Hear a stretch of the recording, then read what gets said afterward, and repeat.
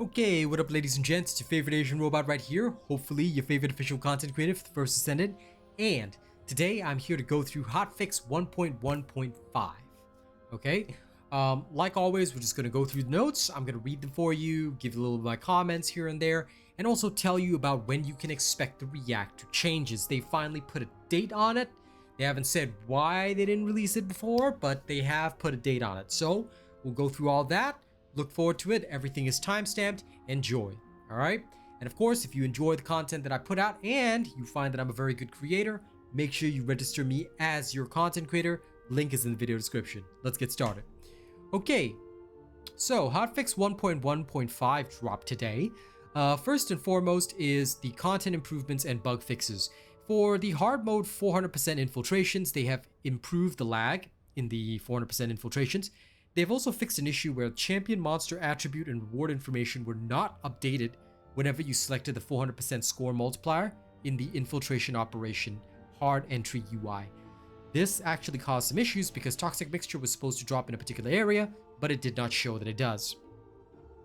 They've also fixed an issue where the right HUD information would display a fixed max score of 50,000 when playing the infiltration operation hard on 400%. Okay? For ETA 0, they've added a select all option that allows you to select all blueprints that you own more than one of when selling blueprints to ETA 0. Energy activated blueprints and crystallization catalyst blueprints can no longer be sold at ETA 0. Please take note of that. When selling blueprints to ETA 0, you can now select blueprints only up to the limit of the rewards that you can hold. You cannot select beyond that. ETA 0 will now continue to display the names of items that have been sold out. Okay? Next, invasions. They've fixed an issue where the mission marker would display at the previous location on restart after dying in the final battle of the Echo Swamp invasion, the Chapel, where the invasion is taking place. They fixed an issue where you could only join allies near the entrance of the final commander monster battle areas of Vespers, the Shelter, Fortress Quarantine Zone, and Echo Swamp, the Chapel where the invasion is taking place. They fixed an issue where the UI did not display normally on the start screen when starting an invasion mission. In terms of Descendants, SMO is the only one that's receiving a change. They fixed an issue where the outgoing damage increase per bomb of the Creative Explosion skill did not reflect correctly when using SMO's Creative Explosion skill module. So hopefully that will now be fixed, and yeah. I hope that this will be a buff for SMO. He needs as many buffs as he can get. Okay, UI changes. They've added a button to the bottom of the game menu UI to check the banner, event banner in-game. Okay, added a button at the bottom of the game menu UI to check the event banner in-game. Let's actually have a look at that. Oh, so this banner button exists here, and then you can just hit that. Come on, does it work? Yeah. Now you can go to the events as needed, so you can just pull this up. Nice, nice, nice, nice, nice. Okay, and remember the new Halloween cosmetic, the new Halloween emote drops today. So that has been released. It's free, FYI. Okay, great. So that's there in the game. All right, nice. Selecting a paint to dye a head skin or hair now highlights the Descendant's head. Fixed an issue in the Forgotten Comms device and Ancient Transmission Detection Facility missions in White Knight Gulch, where designating a beacon as a waypoint displays 2 markers. They fixed an issue where additional monsters summoned by a monster skill during extermination missions displayed the extermination marker. Okay. Fixed an issue where some text in the inventory list sorted by reactor was not displaying correctly. Okay, so that's been settled. They've added dismantle all tiers option to the exclude from junk filter. Dismantle all tiers. It's best if I just check this. Dismantle all tiers. Doesn't seem to be here.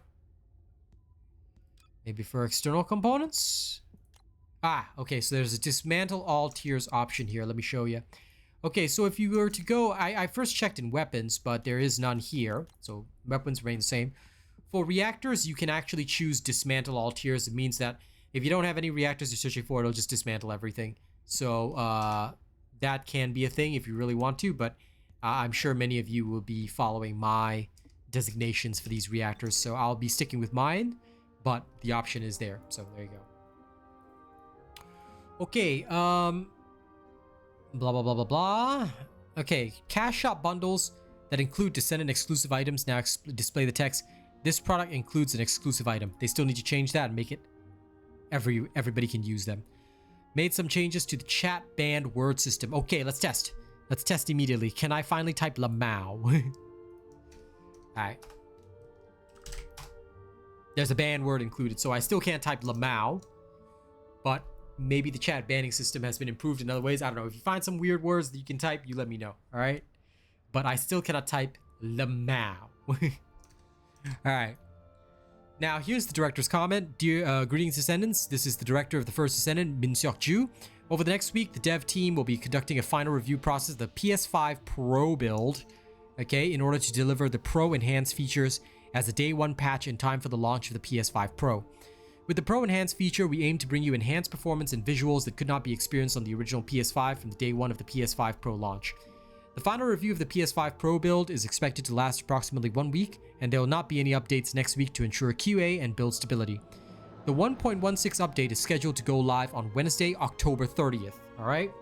Now, I want y'all to pay attention to this information because on the October 30th update, that is when we're going to get the rest of the stuff. I don't want people coming to me and saying like, oh, they didn't put a date on this. Oh, they didn't put a date on that. Yeah. We all know they missed the Reactor update. We all know they missed it, and now they've shoved it over to October 30th. Okay, fine, but they put a date on it this time. All right? First up is an update on the improvements to Special Operation Resource Defense. So this is coming on October 30th. They're changing the waves in the resource defense to 10 stages, dramatically reducing playtime so that all waves can be completed in about 15 minutes and can be cleared even quicker as your Descendant grows stronger. Previously, players had to move to monster spawn areas to find them, but with these improvements, battles will be concentrated around the defense objects. So, Freyna, gonna be there day one. We also increased the number of monster spawns per wave, allowing you to experience tense battles as you defend your resources against the Vulgus onslaught. Not gonna happen because I'm gonna bomb the whole area with Freyna. In addition to this, we will provide weapon proficiency as an additional reward while maintaining the existing reward system. The dev team's goal is to make resource defense the most efficient weapon proficiency farm.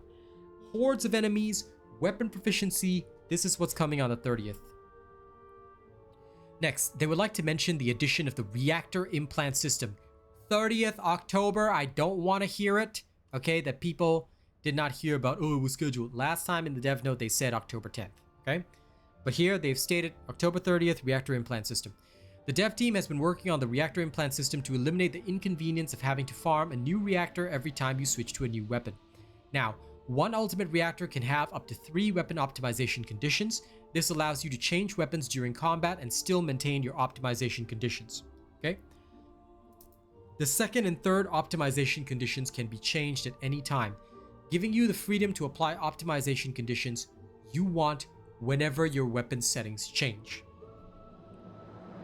So the first condition that drops on the reactor cannot be changed, only the second and third. Please keep that in mind. The dev team is constantly reviewing feedback and data on the reactor system and reactor farming and looking to bring you a more improved reactor system in the long term, so please stay tuned. They've also got various quality of life improvements and ultimate weapon revamps in the works. On Thursday, October 24th, they'll also be rolling out the primary account setup feature on their official website. If you play the First Descendant on multiple platforms and have linked your Nexon account, this feature will allow you to set up and change the primary account on the official website and play the game with the set primary account. We'll provide more details in another announcement on Thursday, October 24th. Then, on Wednesday, October 30th, the much requested rename game account. So on October 30th, alright, the rename game account feature will become available, allowing you to change your game name. Alright, this will soon be announced in a separate announcement. The dev team is always listening to feedback, and they're going to give it their all to make First Descendant even more enjoyable to play. They have appreciated our continuous feedback, so keep giving the feedback. Tell them that we want nothing but 400% infiltration level hordes, because that's what we need. Tell me, do any of you even enjoy fighting outside of 400% infiltrations? Because I'm going to tell you right now, 400% infiltrations activates the neurons in the brain. That's the challenge we've been seeking. We need 500% infiltrations. We need 600% infiltrations. We need 700% infiltrations.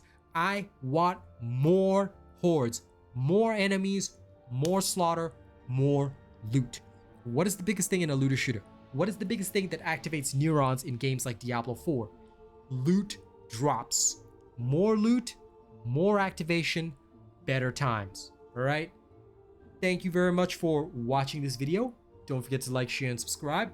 All right? If you want to steal my look, make sure to check out the Yume store. I didn't do the ad insert in this one because it was just patch notes video. I figured it's better to go through here.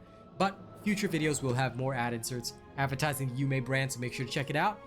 Thank you very much, guys, and I'll see you guys on the next one. Y'all have a good day now. Catch y'all later. Bye-bye.